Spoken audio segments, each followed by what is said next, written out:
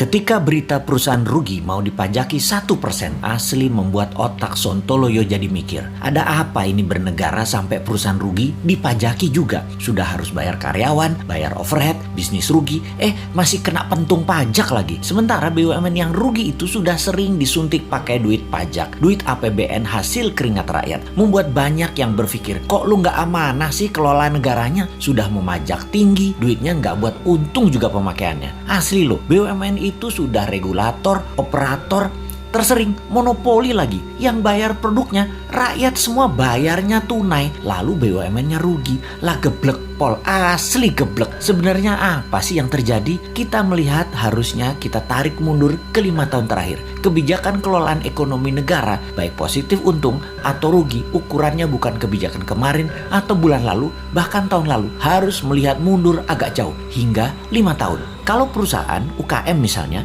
bisa terlihat langsung sebuah kebijakan bulan lalu membuat perusahaan untung atau perusahaan rugi, bisa langsung terlihat. Keadaan ekonomi negara saat ini kita melihat faktanya adalah uang kering. Faktanya adalah uang yang beredar hanya 44% dari PDB. Banyak orang menahan uangnya untuk tidak muter. Ini sudah kejadian lama, melambat dan melambat. Ekonomi turun karena keringnya uang beredar. Kita bandingkan dengan negara lain. Jepang saat ini uang beredarnya 120% dari PDB. Tiongkok 250% dari PDB. Amerika 200% dari PDB. Gini deh, kita kasih info tambahan lagi. Di Tiongkok yang transaksinya pakai non tunai itu 2 kali PDB Tiongkok yang 13.000 billion dolar. Sebanyak 26.000 billion dolar transaksi non cashnya. Indonesia hanya 6% dari PDB. Yang 1.000 billion tersebut hanya 60 billion. Langit dan dasar bumi perbandingannya. Gitulah kira-kira kita membandingkannya. Kemudian pajak mau naik 5%. Ada tax amnesty jilid 2 lagi rencananya. Waduh bos, kalau ini kejadiannya dalam negeri dongengnya Hans Christian Andersen, kalau raja mulai menekan dengan menaikkan pajak, itu tanda-tanda loh ya. Itu cerita semuanya berakhir tragis bagi sang raja. Biasanya pangeran negara tetangga pasti ambil alih, dan untungnya biasanya nih ya, raja yang menaikkan pajak tadi punya putri cantik. Seperti sumber daya alam lah yang kita mau bandingkan dengan cerita Hans Christian Andersen. Jadi masih selamat-selamat dikit lah selama putrinya bisa terselamatkan. Mudah-mudahan cepat sadar bahwa yang bisa menolong sebenarnya banyak putra bangsa yang terbaik di Indonesia ini. Bukan hanya seorang wanita yang bisa. Sayangnya putra-putri terbaik tersebut mau membantu syaratnya semua menteri ekonomi terkait, yaitu sekitar 8 departemen, ganti semua dengan timnya dan minta kedaulatan penuh. Kan gak mungkin. Yo wes, kita hanya bisa mengingatkan, gak dipakai gak apa-apa. Toh jabatan ada batasannya juga, kepinteran ada batasannya juga.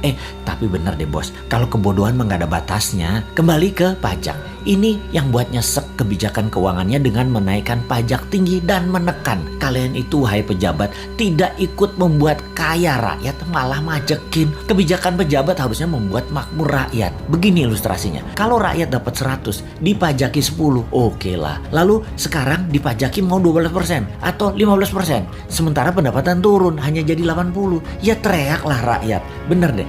Kalau karena kebijakan yang bijaksana, rakyat dari 100 jadi 130, jadi 150, diambil 15%, ya nggak apa-apa juga. Begitu loh menjadi pejabat. Kebijakannya menghasilkan manfaat baik. Sekedar mengingatkan lagi, pendukung pejabat saat ini terbanyak dari bisnis properti dan batu bara. Lalu 5 tahun ini properti setengah mati, bahkan sebagian sudah mati suri. Cash beredar rendah, kredit bank buat beli properti dibatasi, perkantoran dan mal lengang karena pembatasan gerak manusia. Pariwisata dunia belum jalan baik ke Indonesia. Lengkap sudah penderitaan pemain properti di Indonesia. Dulu dibantu, sekarang terlupakan. Piye toh bos, jadi banyak yang merugi.